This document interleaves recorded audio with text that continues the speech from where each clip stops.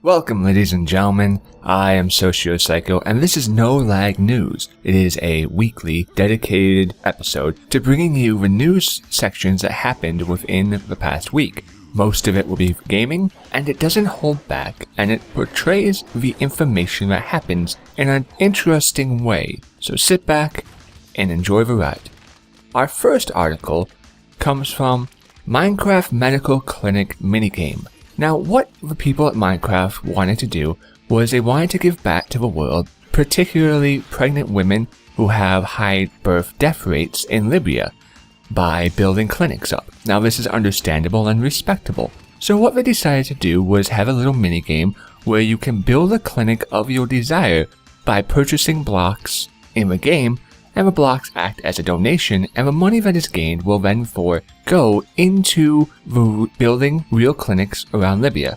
I am not opposed to this idea, as it is nice to see people in the gaming community give back in a way that they know how and feel comfortable in doing, as well as expressing themselves artistically. The issue that arises is that the timing and the location picked by Minecraft may not have been one of the best decisions that they've made.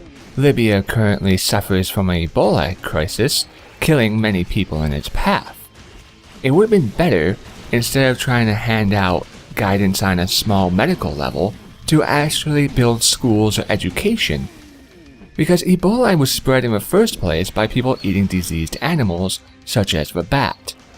If you educate people on how to better their society and how to live, then they won't have these issues, and they can learn how to deliver babies and set broken arms and other minor things all by themselves. We see this in more industrialized countries all the time. You may not be a doctor, but you live in society where that information is taught to somebody, so you have the capability to easily access it.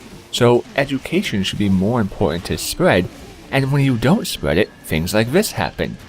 Preachers in Libya are calling for divine intervention, and panicked residents in remote areas have on multiple occasions attacked the very health workers sent to help them. In one town in Sierra Leone, residents partially burned down a treatment center over fears that the drugs given to victims were actually causing the disease.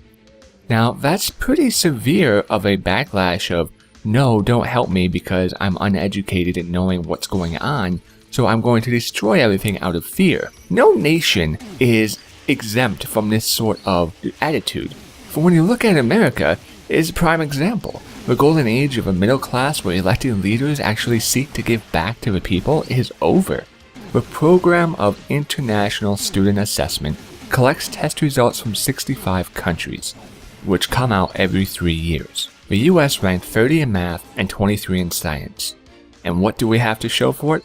Politicians who never get anything done, a government which is in debt and stagnant in its capability to actually pass laws, news, quotation marks, media groups that think covering Honey Boo Boo is more important than reporting on foreign policies or things that are going on in our allied countries, which is not a war. Helping people out is always nice, and I always try to help people when I'm able to. But understand that teaching somebody and giving the community the information for them to build around that information themselves is going to do a lot better than saying, hey, here is one person who knows how to do this, just go to them if you have trouble. We continuously build wells in Africa instead of teaching people how to build wells. They've been in Africa for quite a while now, but they can't build a well. So it comes down to education. Bill Gates had to find out this the hard way with his war on polio. Polio may be 99% completely taken care of, but he only was able to make huge strides in that development after he started educating the people, the religious leaders, the groups, the isolated villages, that he was there to help, not hurt people. In other news, it is a sad time in the world for anybody who enjoys comedy, for we lost a beloved comic, Robin Williams. He was found dead in his home as he hung himself on the back of his closet door with a belt. Now they say he suffered from great sadness and that he had issues of survivor guilt in comparison to his close friends that passed away before him. He gave hope to many people and made our days a little less dark. While it's a shame to see him go, it was his choice to make.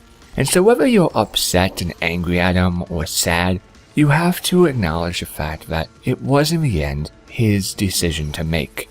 Sometimes we fall so far into darkness that the only way to get out is to completely change everything about your life. Where you live, what you do, who you interact with, everything. Sadly, most can only see the option or do not have a chance or circumstances to change everything, so they can only see the one option of suicide as an escape. While I understand the pain and suffering one can feel that leads them to the path of suicide, no matter how dark life may look, there are always people who are willing and able to give you hope. It's easy to do nothing, but it's hard to find joy. You cannot want happiness. You must find happiness. And you have to do that within yourself first. Because if you cannot be happy when you are alone, then you cannot be happy when you're around other people. Because that is only a lie.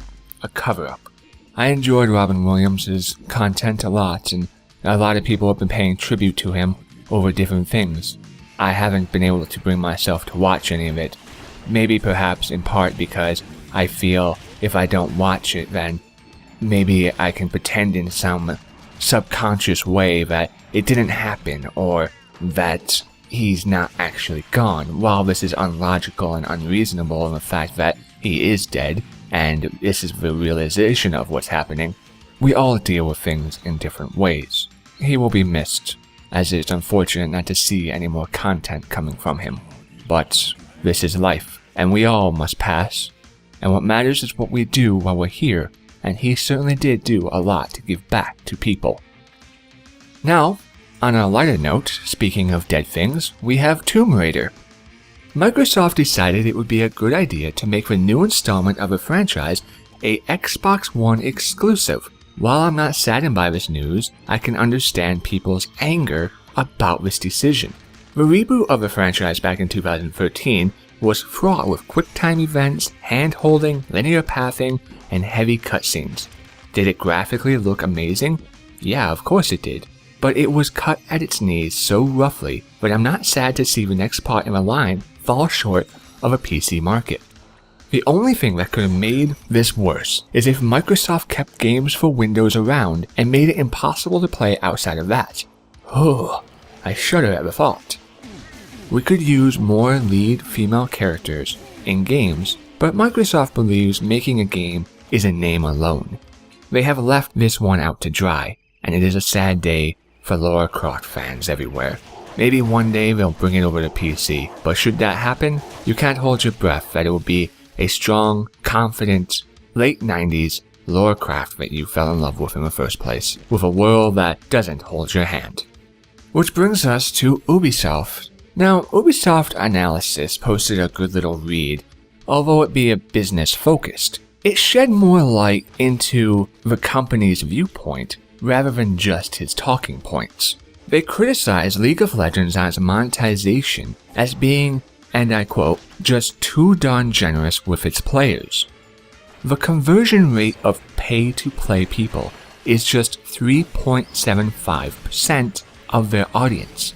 The average for free-to-play is 15 to 25%. Some, such as World of Tanks, climbs up to 30%.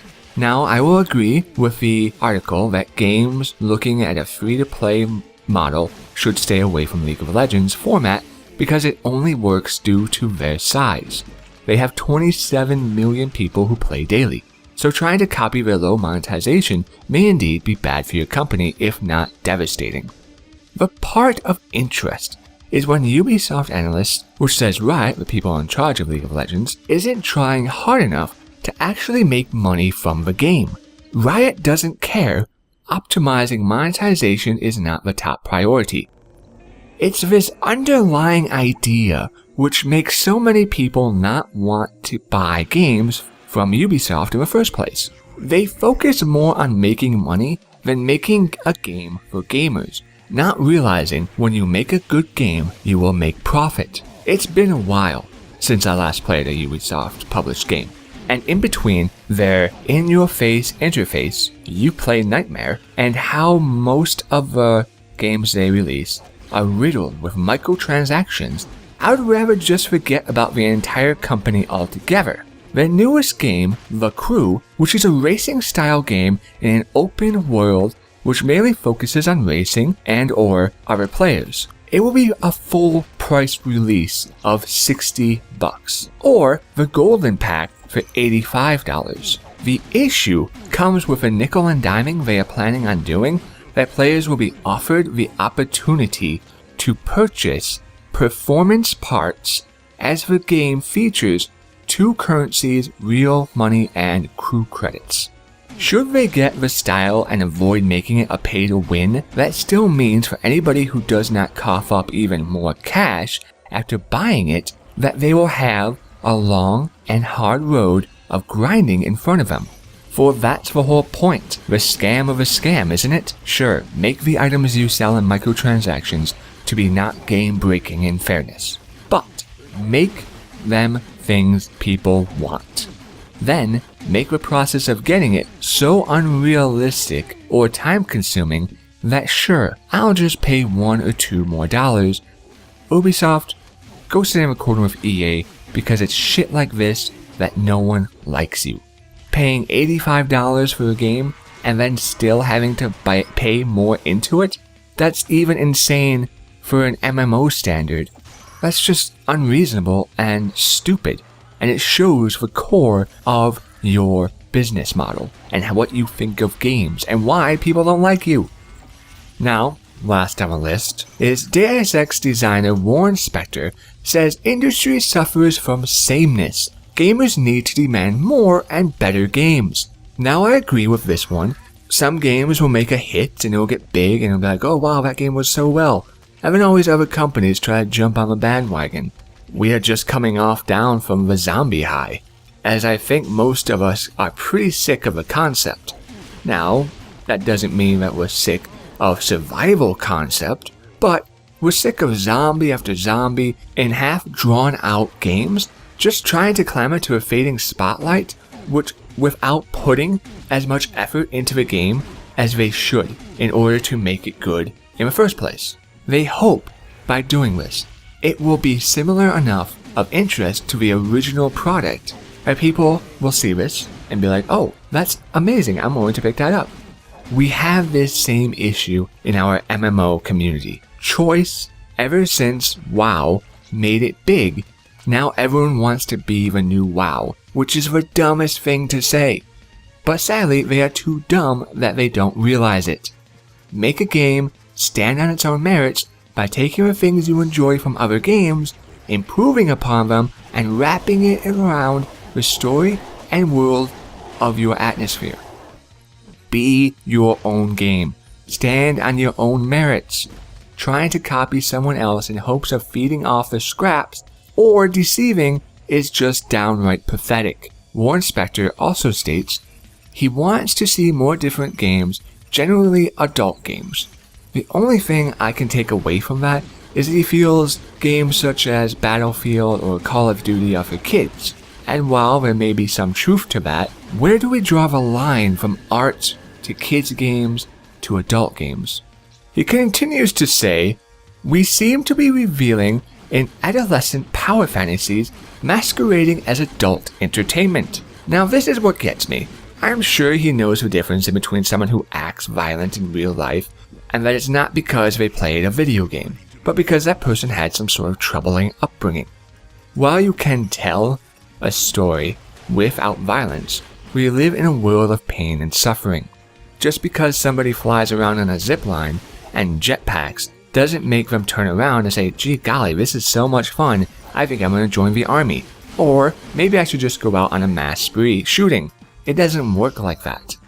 Just as someone who is rude to women is not because they never had a game to play that had a strong, relatable female protagonist. No, the person is rude to women because they were raised to believe women are not equal. Then you get into this, well, some violence is okay, but not everything, because we want some violence to help shape the story and the plot and the understanding, the relatability. So some violence is good, some violence isn't. Really? Because Batman had both his parents murdered in an alley. Is that too violent?